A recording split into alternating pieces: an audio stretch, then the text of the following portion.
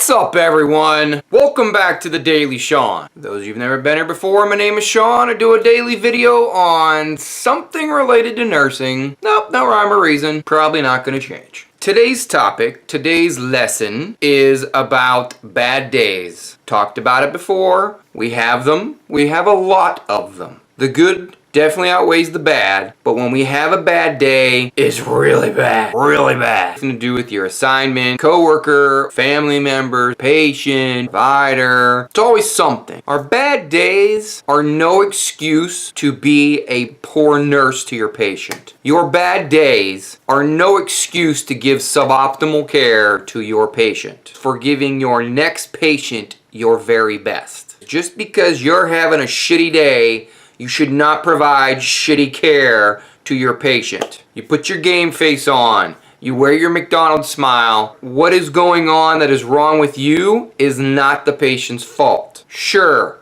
patients can try our patience. Sure, there are many things that can elevate our blood pressure and cause us to want to throat punch someone. That's not the patient's fault. Patient is there in your facility trying to get better, trying to receive care. They are in a vulnerable moment, more than likely scared in some way, probably are confused. Some patients are more confused than others. You know what I mean? And they're entrusting you with their health, with their care, with their lives. When you show up in the patient's room with a chip on your shoulder, how in the world is the patient supposed to get better? This is probably the hardest part of nursing, is to be able to put on your game face for your patient when all hell is breaking loose outside of the doors of the patient's room. Talked about it before with the emotional roller coaster.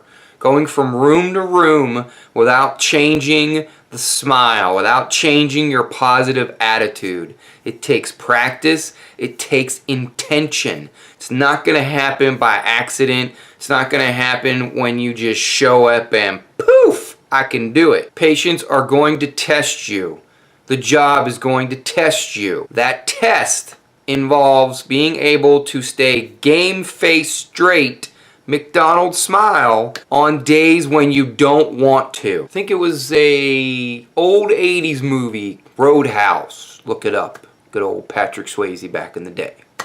Talked about bouncers taking care of customers in a bar. Quite the parallel if you think about it. I mean, seriously, patients intoxicated, patients drunk, you get the idea. And some patients truly are intoxicated and drunk. So the take-home message in that movie was, as a bouncer, you have to be nice. When they spit in your face, you have to be nice. When they call you names, you have to be nice, because it's nothing personal. It's the patient's way of coping with whatever it is that is upsetting them or scaring them. It is unfortunately part of the job.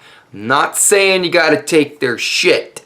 I'm simply saying you don't get to be mean to them because they're the ones who came to you for help. How would you feel if the roles were reversed? If you were in the patient's shoes, you were laying in that bed, you were scared, you were crazed out of your mind, you were confused, you woke up and you had a tube choking you in your mouth, and a tube in your nose, and a tube down in your wahoo nay area, and you had no idea what happened to you. What if you had a stroke? If you fell, the car accident, you woke up and tubes are coming out of every orifice that shouldn't have a tube. It's our job to advocate for our patients when they can't do it themselves.